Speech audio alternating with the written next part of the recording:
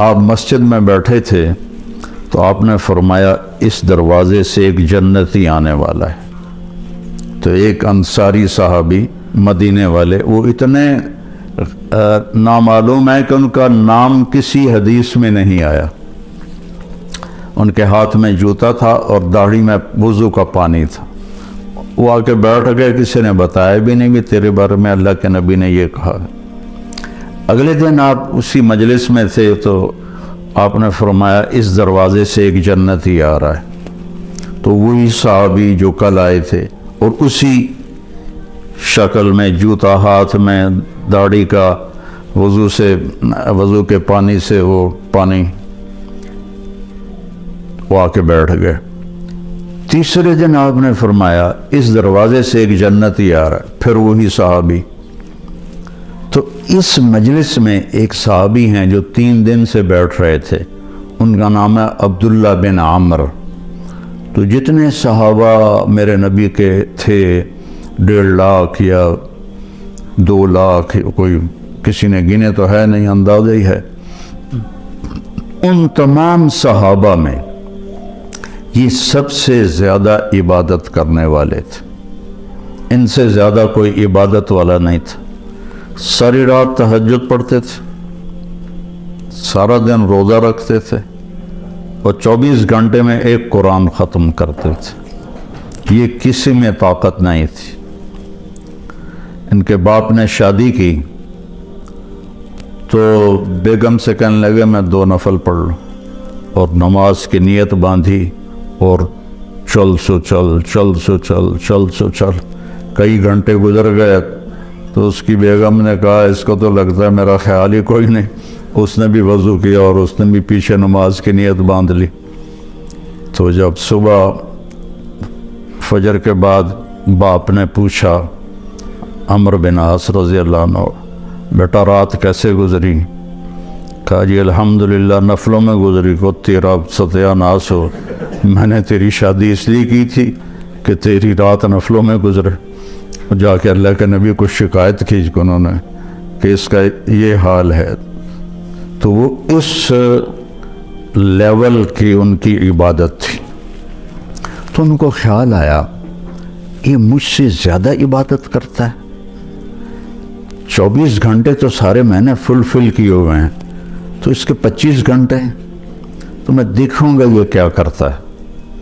تو اگلے دن وہ ان کے پاس چلے گئے اور کہنے لگے چچا جان میرے ابا مجھ سے ناراض ہیں، تو میں 2-3 دن آپ کے پاس گزار لوں؟ ان کا بیٹا بالکل ضرور آ جاؤ. تو وہ اب عشاء کے بعد وہ جلدی سے انہوں نے چادر اوپر لی اور اس میں تھوڑا یوں سوراخ بنا کے نا ان کو دیکھنے لگے کہ اب یہ کیا کرشمہ کرتے ہیں.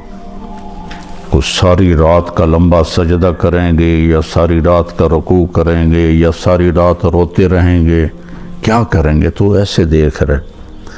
وہ آئے اور سونے کی دعا ہے رات کی، اللہم بسمک اموت و احیا. انہوں نے دعا پڑھی اور تھوڑی دیر بعد ان کے خراٹے شروع ہو گئے.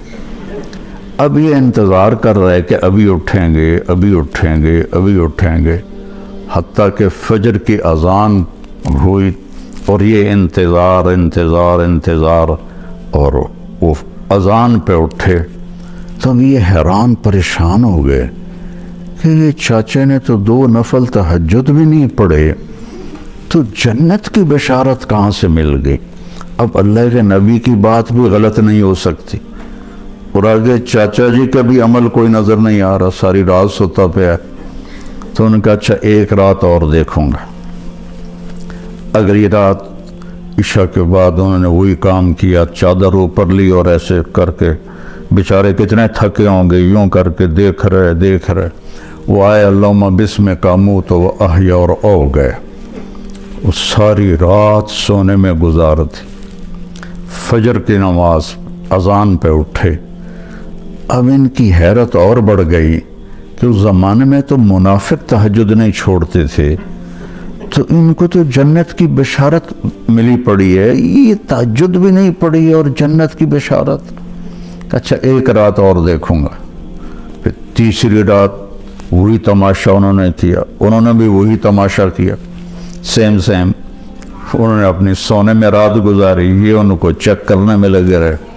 آخر جب اذان پر وہ اٹھے تو یہ بول پڑے، کہنے لگے چاچا سچی بات یہ ہے میری کوئی اپنے ابا سے لڑائی نہیں تھی، میں نے 3 دن تیرے بارے میں مسلسل سنا کہ ایک جنتی آ رہا ہے، ایک جنتی آ رہا ہے، ایک جنتی آ رہا ہے۔ اللہ کے نبی نے تیرے بارے میں فرمایا، تو میں دیکھنے آیا تھا کہ آپ کیا کرتے ہیں، تو آپ تو ساری رات سوتے رہتے ہیں، تو یہ کیا چکر ہے؟ اللہ کے نبی کی بات بھی غلط نہیں ہو سکتی، وہ تیرے پاس پلے بھی کچھ نہیں ہے، جس کو وہ سمجھ رہے تھے کہ کچھ بندگی عبادت۔ کہنے لگے بھتیجے یہی ہے جو تو نے دیکھا ہے، اور میرے پاس کچھ بھی نہیں ہے۔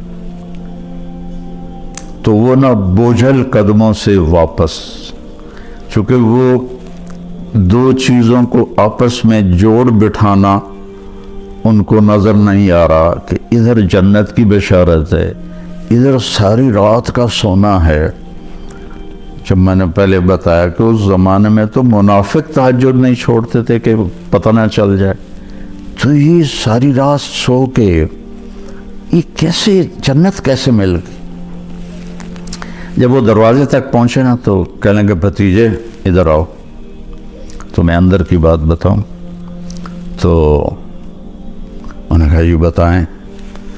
تو کہنے لگے یہ جو دل ہے نا، اس میں کسی کی نفرت کوئی نہیں، اس دل میں کسی کی نفرت کوئی نہیں، اور مجھے کسی سے حسد کوئی نہیں ہے۔ اللہ جب کسی کو کوئی نعمت دیتا ہے تو مجھے کبھی حسد نہیں ہوا، اور اس زبان سے میں نے کبھی کسی کو تکلیف نہیں پہنچائی۔ تو وہ ایسے کھڑے تھے نا، تو ان کا جو حدیث میں تو یہ ایکشن نہیں ہے، لیکن تھوڑا عربی سے مناسبت کی وجہ سے جو ان کا جو باڈی ریاکشن ہوا وہ میں آپ کو دکھانا چاہتا ہوں۔ تو وہ کہنے لگے ہوا ہوا، اچھلے اگو یہ پھٹا تھوڑا ہے نہیں تو میں ڈائے نہ پاؤں، تو کہنے لگے ہوا ہوا، کہنے یہی ہے یہی ہے، اور آگے کہنے لگے یہ ہمارے بس میں نہیں ہے۔ تو اللہ کے بندوں سے دل صاف رکھنا۔ اپنے گھروں میں اگر آپ کئی میاں بیوی آئے ہوئے ہیں، اپنے گھروں میں خوشی دیکھنا چاہتے ہو تو وہ پیسے سے نہیں آئے گی، وہ آپ کے اچھے اخلاق سے آئے گی، آپ کے اچھے رویے سے آئے گی، برداشت کرنے سے آئے گی۔ ایک دوسرے کی برداشت کرنے سے آپس میں محبتیں قائم ہوتی ہیں، چیزوں سے نہیں۔